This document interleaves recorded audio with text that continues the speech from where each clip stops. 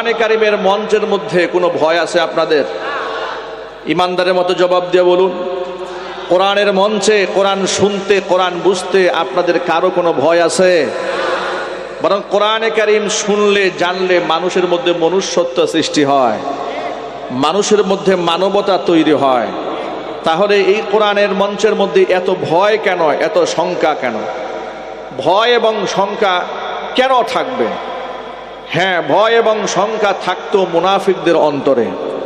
কোরআন যখন নাজিল হতো, নাজিল হওয়ার সময় তারা সবসময় আশঙ্কায় থাকতো, আতঙ্কে থাকতো। না জানি কোরআন শরীফের কোন আয়াত আমার কুকর্মের সাক্ষী হয়ে দাঁড়ায়, না জানি রাসূল পাক সাল্লাল্লাহু আলাইহি ওয়াসাল্লামের কাছে আমার চরিত্র নাকি তুলে ধরা হয়। এরকমভাবে ১৫০০ বছর আগে মুনাফিকরা চরম আতঙ্কে থাকতো। এমনকি আয়াত যখন নাজিল হতো তখন তারা বলে বেড়াতো, আইয়ুকুম যাদাতুহু হাদিহি ঈমানা। এই যে তোমাদের আয়াতটা যে নাজিল হয়, এগুলা শোনাতে তোমাদের কি ফায়দা হয়? এগুলো শুনে কি লাভ? এগুলা শুনে, এগুলা শ্রবণ করে, তেলাওয়াত করে তোমাদের কি ফায়দা হয়? আইয়ুকুম যাদাতুহু হাদিহি ঈমানা। আল্লাহ পাক বলেছেন, ফাআম্মাল্লাযীনা আমানু ফাযাদাতহুম ঈমানাও ওয়া হুম ইস্তাবশিরুন। যারা ঈমানদার, কোরআনে কারীমের আয়াত নাজিল হলে তাদের ফায়দা হয়। চিৎকার দিয়ে এখন সুবহানাল্লাহ, আরো জোর আওয়াজে বলতে হবে সুবহানাল্লাহ। আজকে আমাকে নির্ধারিত বিষয় দিয়েছে সূরাতুর রহমান। সূরা আর রহমান এটা কোরআন মাজিদের এক চমকপ্রদ সূরা, যে সূরার মধ্যে আল্লাহ তাআলা বারবার নিয়ামতের কথা স্মরণ করিয়ে দিয়ে বান্দাকে জিজ্ঞেস করেছেন, ফাবি আইয়ি আলাই রাব্বিকুমা তুকাদ্দিবান। তোমরা তোমাদের রবের কোন কোন আয়াতকে তোমরা অস্বীকার করবে? নবী করিম সাল্লাল্লাহু আলাইহি ওয়াসাল্লাম এই সূরাটি সাহাবায়ে কেরামের সামনে তেলাওয়াত করলেন।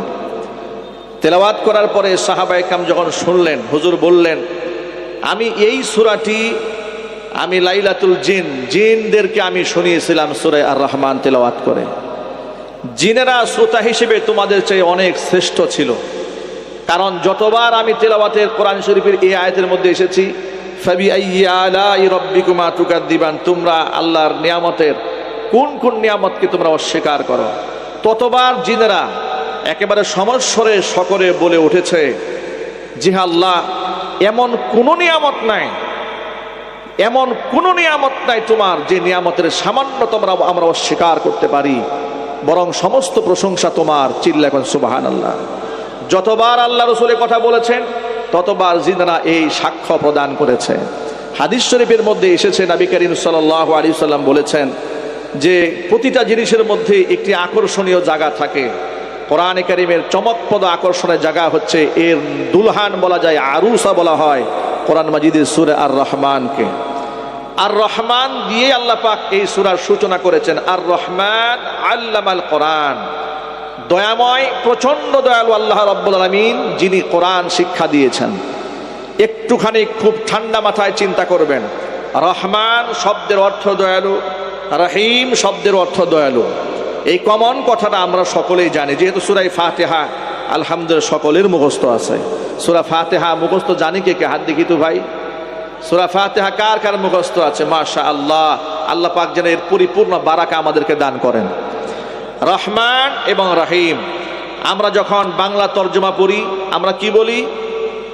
আমরা বলি রহমান মানে পরম দয়ালু, রহিম অতীব দয়ালু, করুণাময়, ইত্যাদি ইত্যাদি তর্জমা। বাংলা ভাষায় মনে হয় দুটোর অর্থ একই, আরবিতে এর একটি তাত্ত্বিক পার্থক্য আছে। রহমান এর যে দয়াটা, আল্লাহ পাকের যে করুণাটা, যে মায়াটা, ভালোবাসাটা, এটা একেবারে প্রশস্ত। নামাজি, বেনামাজি, আস্তিক, নাস্তিক সকলের জন্য আল্লাহ পাকের যে দয়াটা সমভাবে প্রযোজ্য হয়, সেই দয়াটা হচ্ছে রহমান। এর মানে হচ্ছে আল্লাহ দয়ালু, রহমান লিদ্দুনিয়া, দুনিয়ার জন্য আল্লাহ পাক রহমান রহমান। কিন্তু পরকালে আল্লাহ রহমান থাকবেন না, পরকালে আল্লাহ হবেন রহিম।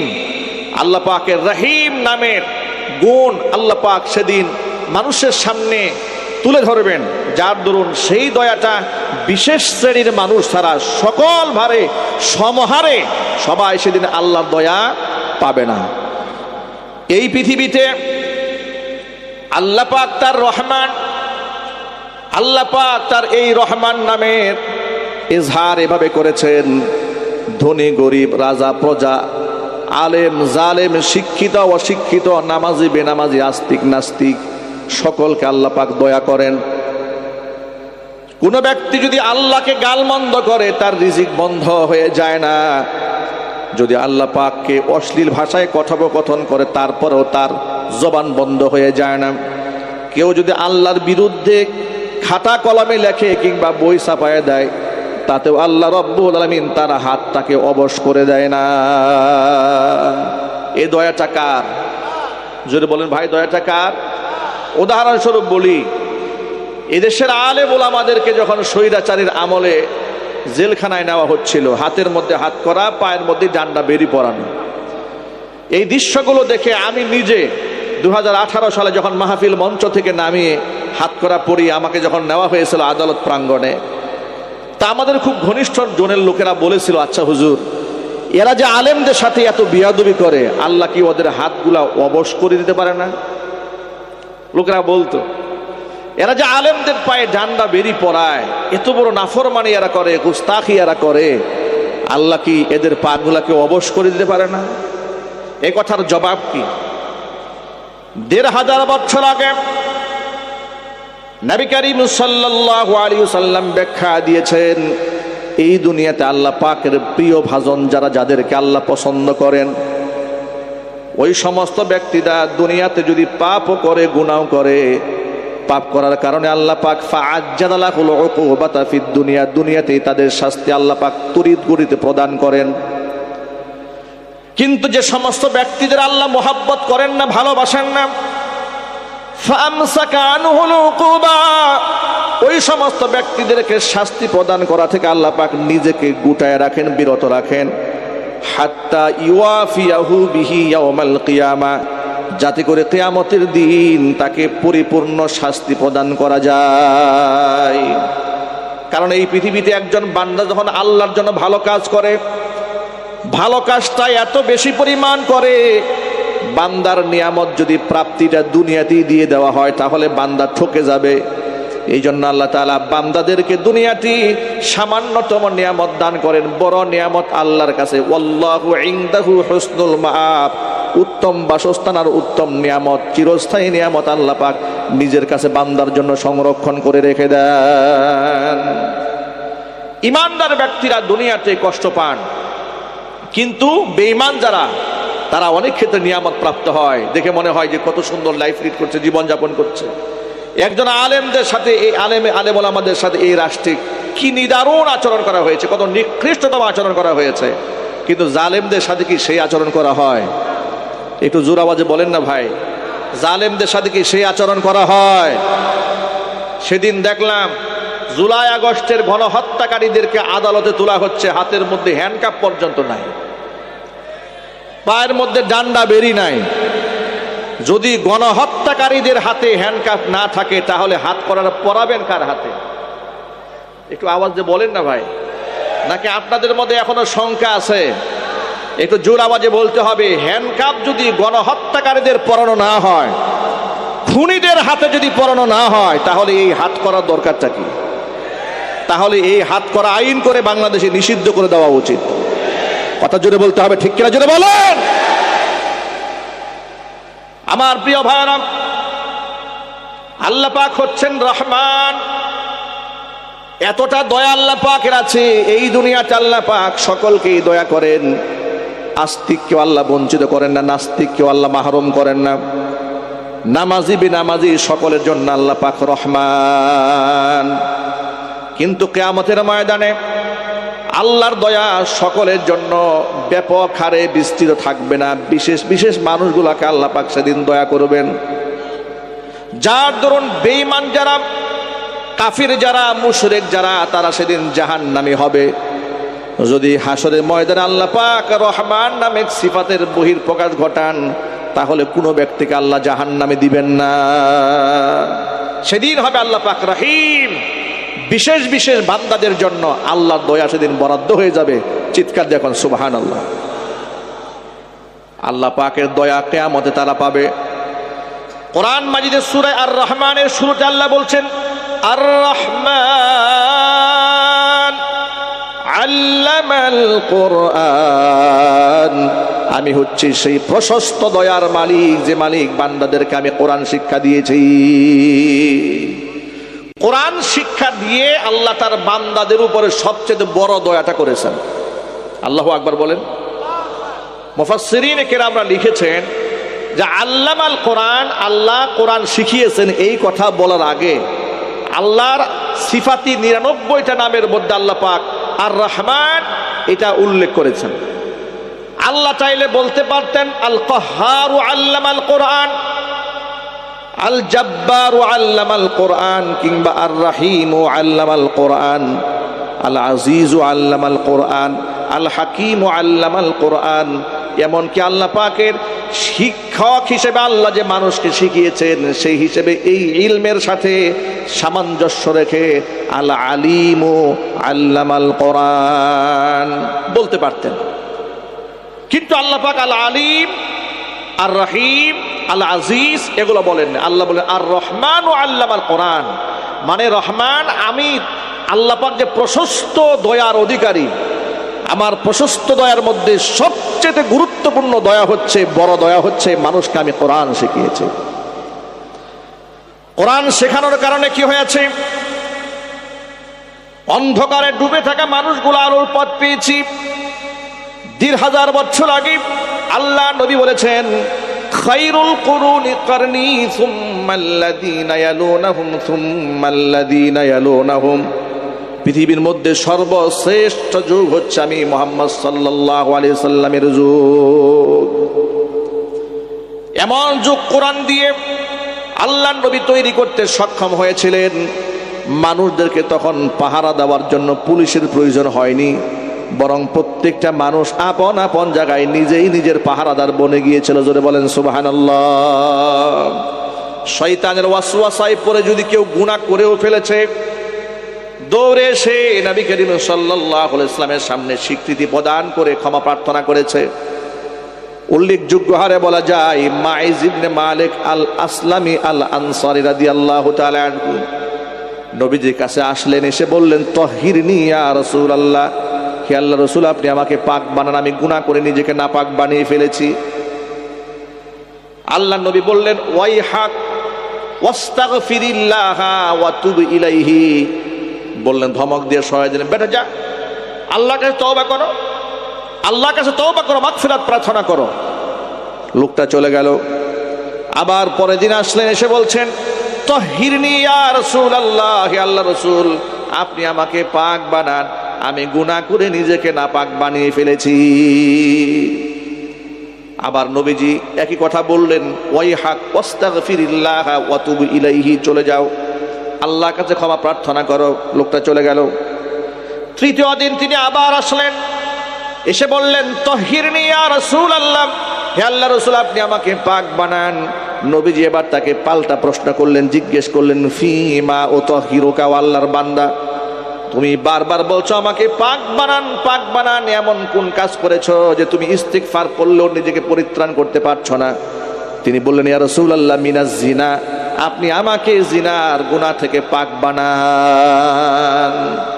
ভাবা যায় এই দুনিয়াতে কোনো কেউ যদি জিনা ব্যভিচার করে, হাতে নাতে ধরা পড়লেও সে এখান থেকে পাশ কাটিয়ে যাওয়ার চেষ্টা করে। কথা বলেন ভাই, ঠিক কিনা বলেন? ধরা পড়লেও কি করে? পাশ কাটিয়ে যাওয়ার চেষ্টা করে। আর তিনি স্বেচ্ছায় ধরা দিয়ে রসুলের কাছ থেকে হক কামনা করছেন, শাস্তি কামনা করছেন যে রসুল আমি নাপাক হয়ে গেছি, আপনি আমাদের পাক বানান। আল্লাহর নবী সাল্লাল্লাহু আলাইহি সাল্লাম পৃথিবীর মধ্যে সমস্ত বিচারকদের মডেল। এই পৃথিবীতে যত জাজ আছে, যত বিচারক আছে, সমস্ত বিচারকরা যদি পৃথিবীর অন্যান্য বিচারকদের থেকে মুখ ফিরিয়ে নিয়ে কোরআনমুখী হতো, রসুলমুখী হতো, তাহলে এই দুনিয়ার মধ্যে তারা শ্রেষ্ঠ বিচারক হয়ে যেত।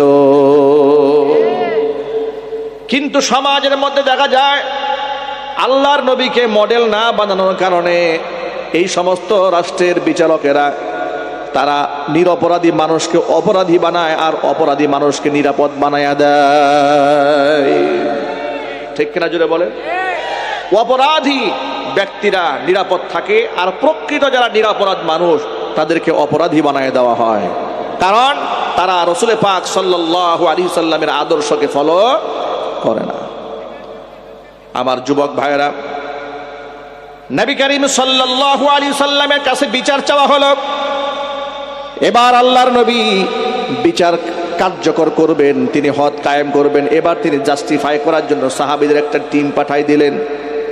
মাইজ ইবনে মালিক আল আসলামি আল আনসারি, তিনি মানসিক ভারসাম্য কিনা, পাগল কিনা, কিংবা মদখোর কিনা, এলাকার মানুষের কাছ থেকে তথ্য চাওয়া হলো।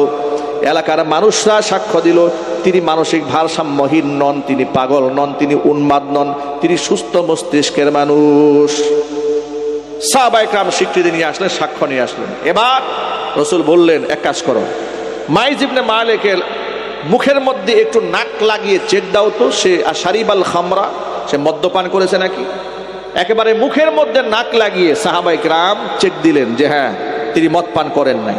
এরপর তার উপর হদ কায়েম করা হলো, তাকে কোমর পর্যন্ত মাটির মধ্যে দাবিয়ে দেওয়া হলো। চতুর্পাশ থেকে সাহাবায়ে কেরাম পাথর নিক্ষেপ করে তাকে হত্যা করলেন।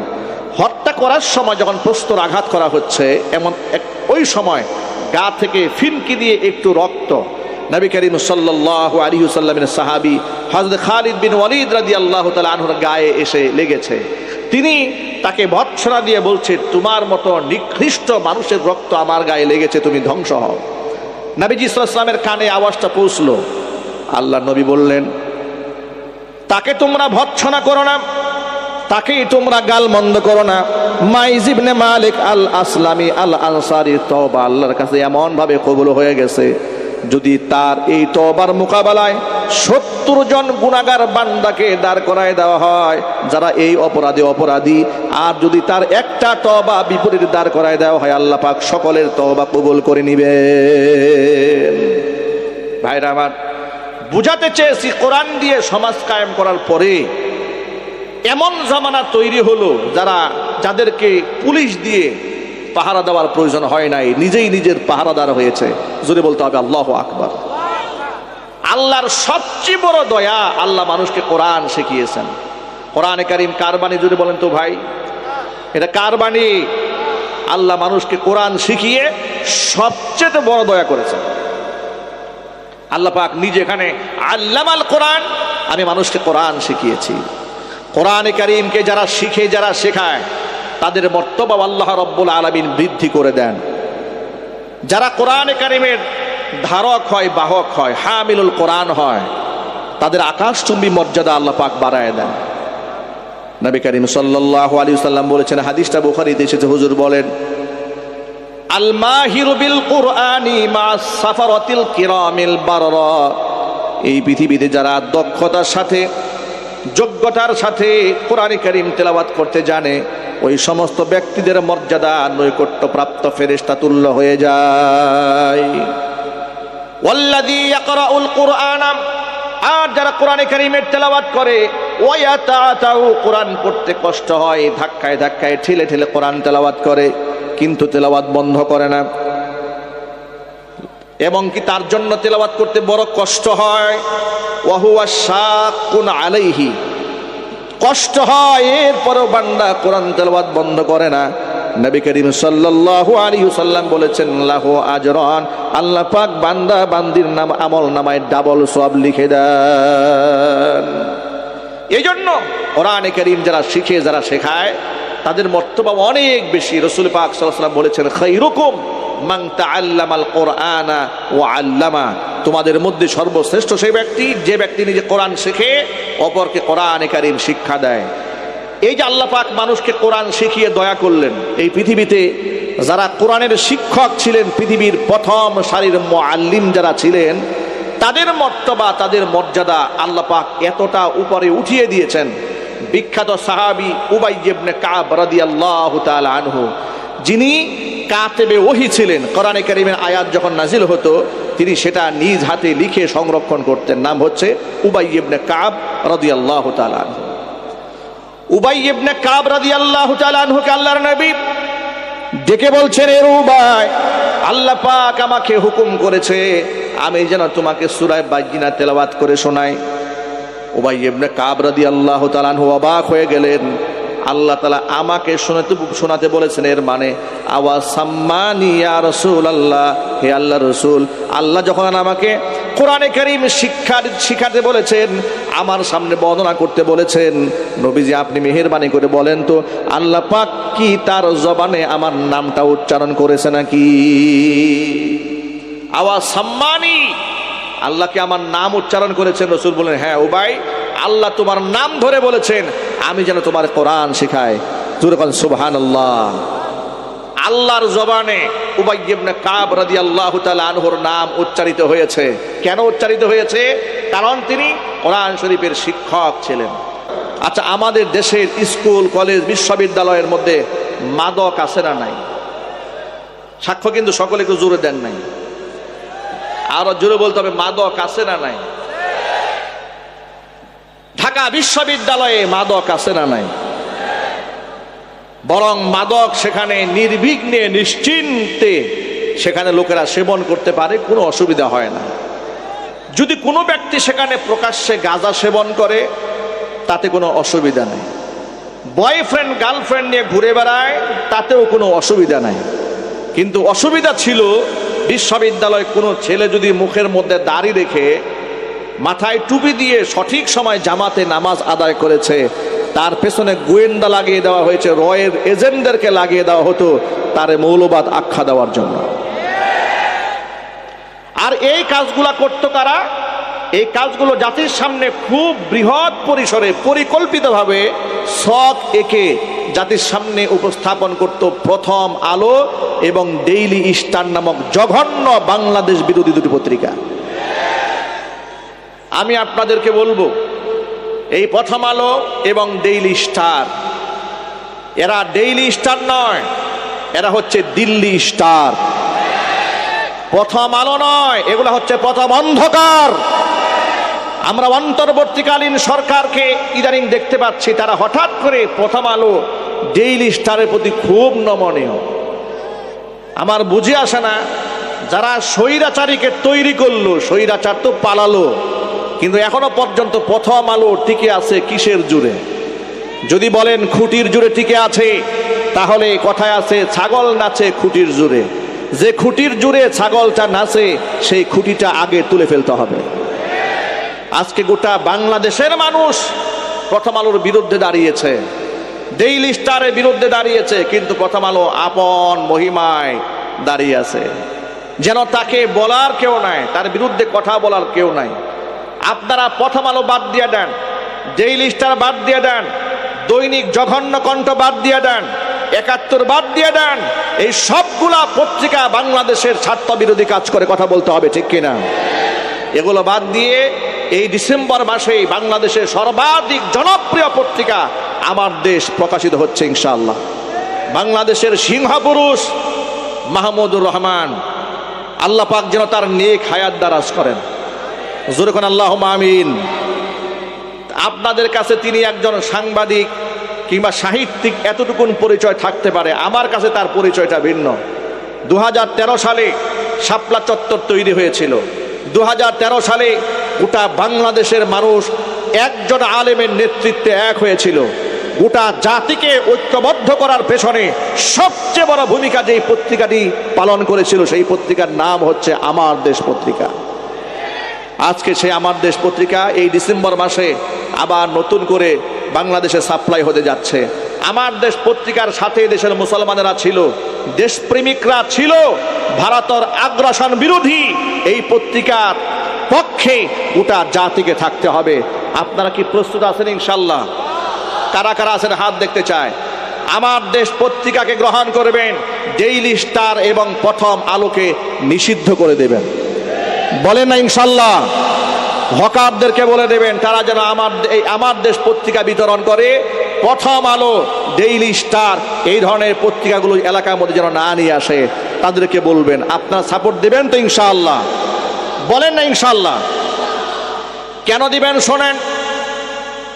কোরআনে কারিমের ধারক এবং বাহকদেরকে যে সমস্ত পত্রিকাগুলা জঙ্গি হিসেবে মানুষের সামনে উপস্থাপন করে, পিনাকি ভট্টাচার্যের যে রেকর্ড প্রথম আলোর ব্যাপারে আপনারা যারা সচেতন মহল তারা ইতোমধ্যে দেখেছেন, তারা লিখেছে সেখানে জঙ্গি হওয়ার আলামতগুলা কি কি। যদি একটা ছেলে নামাজ পড়ে ঠিক মতো, ইউনিভার্সিটিতে সঠিক সময় যায়, খুব ভালো রেজাল্ট করে, বাপমার পকেট থেকে টাকা চুরি না করে, গান বাজনা না শোনে, তাহলে এটা হচ্ছে জঙ্গি হওয়ার প্রথম আলামত। জোরে কন্যা নাউজুবিল্লাহ।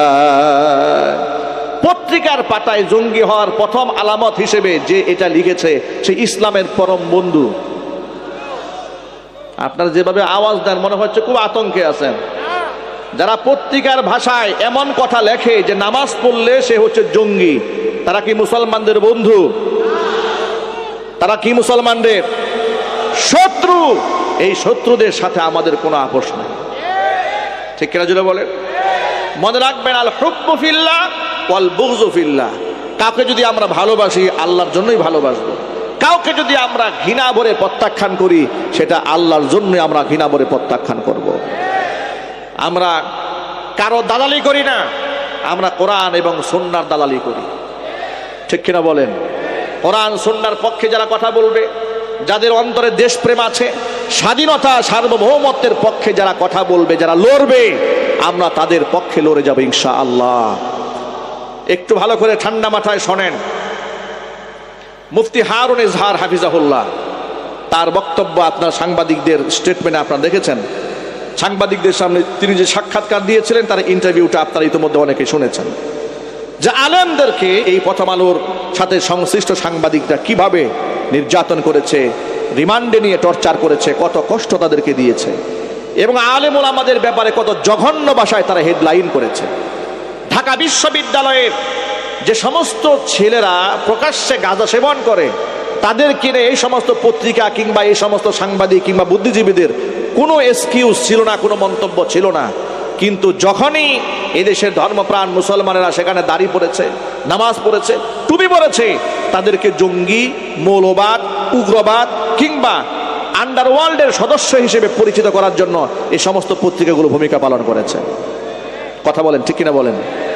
অথচ আপনাদের সকলকে বলবো, প্রিয় ভাইরা, আমার কাছে আপনার কাছে সবার আগে প্রথম পরিচয় হচ্ছে আমি একজন সাচ্চা মুসলমান।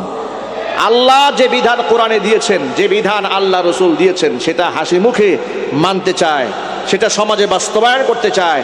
যদি এটা মানতে গিয়ে, বাস্তবায়ন করতে গিয়ে যদি প্রতিবন্ধকতার শিকার হই, প্রতিবন্ধকতা যারা সৃষ্টি করে তাদের বিরুদ্ধে আমরা লড়তে চাই ইনশাল্লাহ। বলেন, আল্লাহ পাক যেন গোটা জাতিকে ঐক্যবদ্ধ বানায় দেন। জোরে করে আমিন।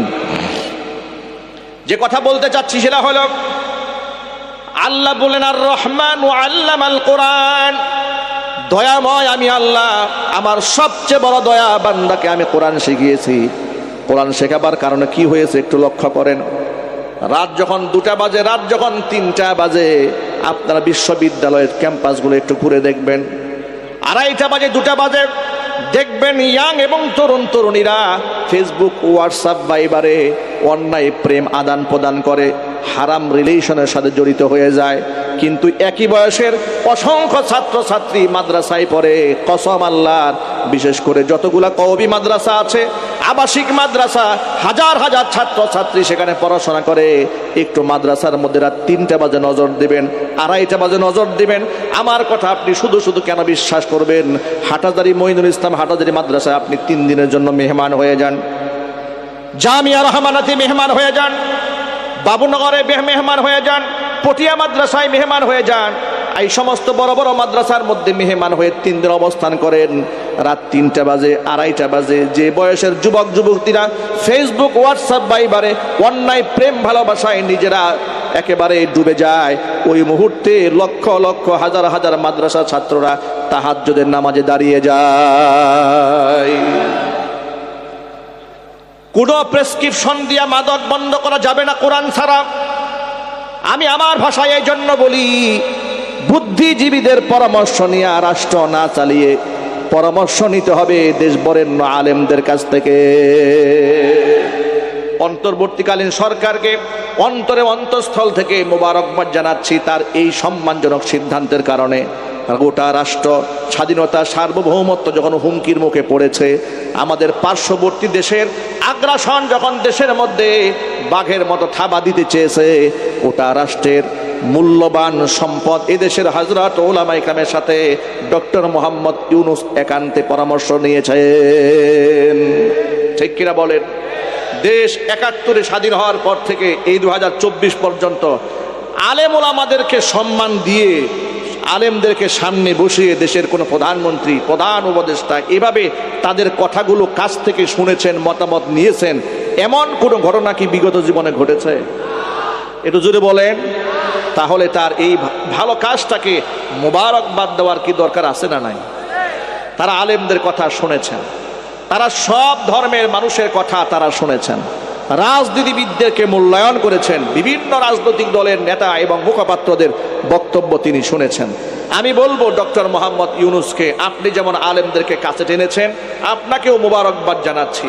সাথে সাথে আপনি অবলীলায় তাফসীর মাহফিলগুলো উইদাউট পারমিশন, থানা থেকে কোনো প্রকারের পারমিশন ছাড়া আপনি করার যে সুযোগ তৈরি করে দিয়েছেন, আপনাকে অন্তরস্থল থেকে মোবারকবাদ জানাচ্ছি। সাথে সাথে আপনার এই কাজকে আরও একটু পূর্ণতায় নেওয়ার জন্য বলছি, এই দেশের বুদ্ধিজীবীদের তালিকায় প্রথম সারিতে দেশের বিজ্ঞ, মুহাক্কিক, মুদাক্কিক, দক্ষ আলেমদের নাম উঠায় দেন। দরকার আছে না নাই? আরো জোরে বলেন, আছে না নাই? ফায়দা কি হবে শোনেন।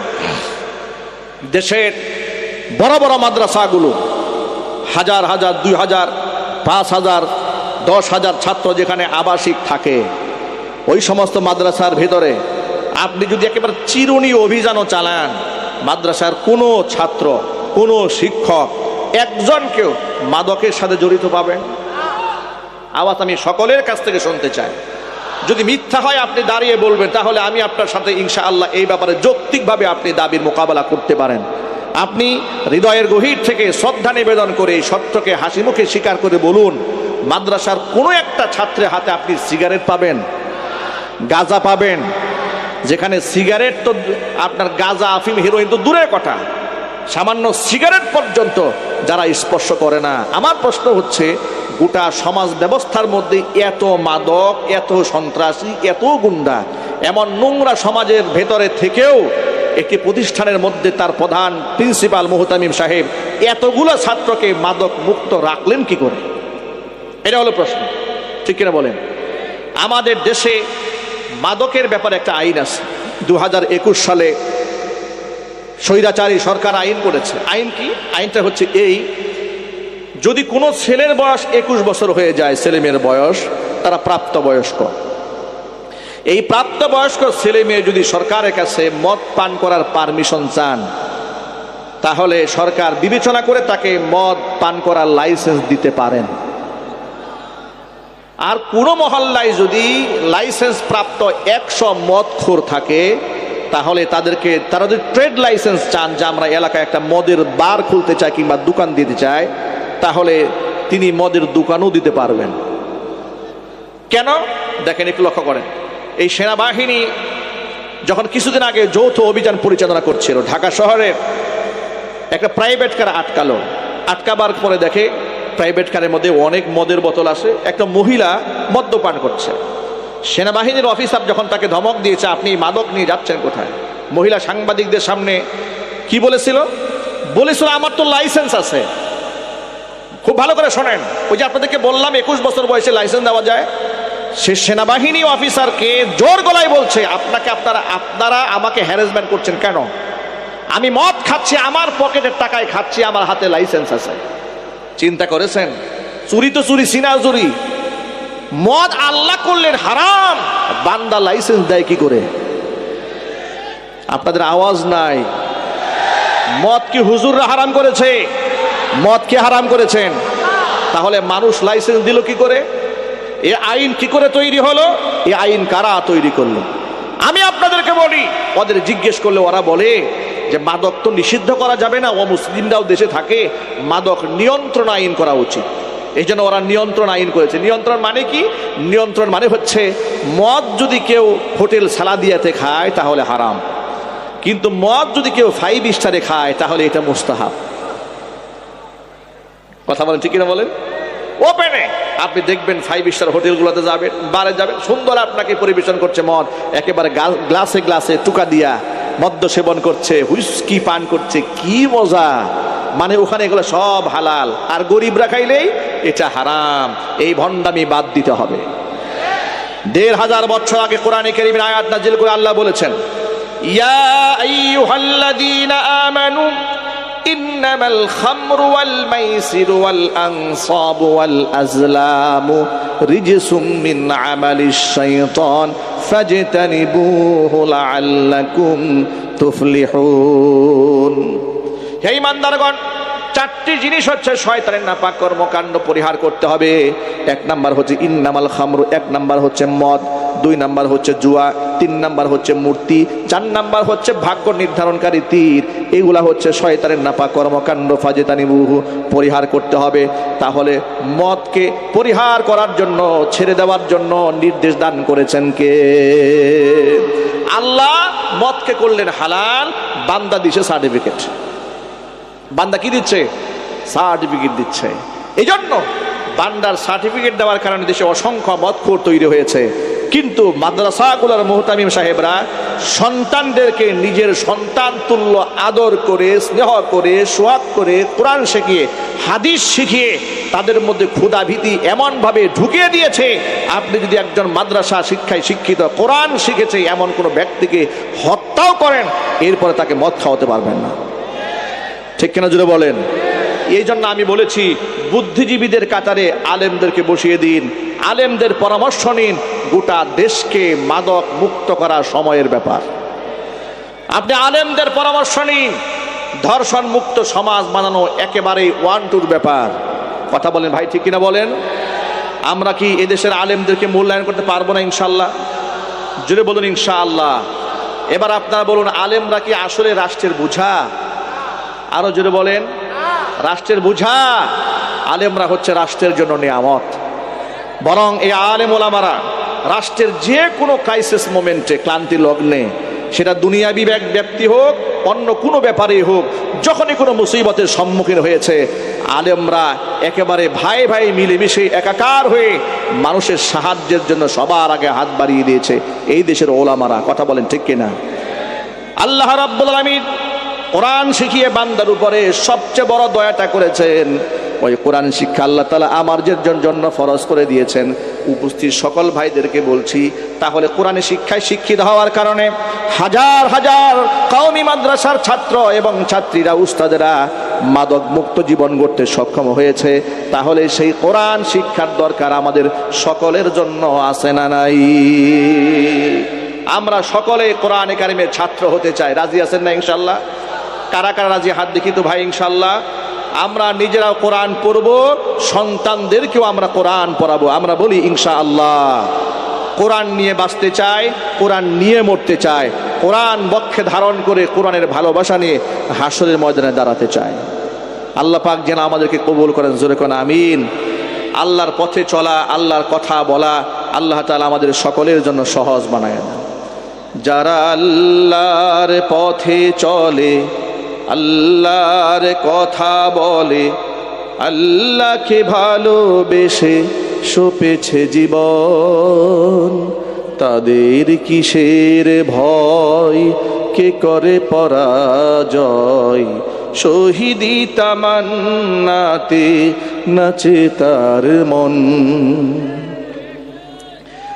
হাসনা হেনার গানে ভুলে না হৃদয় তার, কালিমার মিশক মাখা হৃদয় রয়েছে যার। হাসনা হেনার গানে ভুলে না হৃদয় তার, কালিমার মিশক মাখা হৃদয় রয়েছে যার। সব পিছুটান ভুলে জিহাদের পথে চলে। ঠিক কিনা বলেন?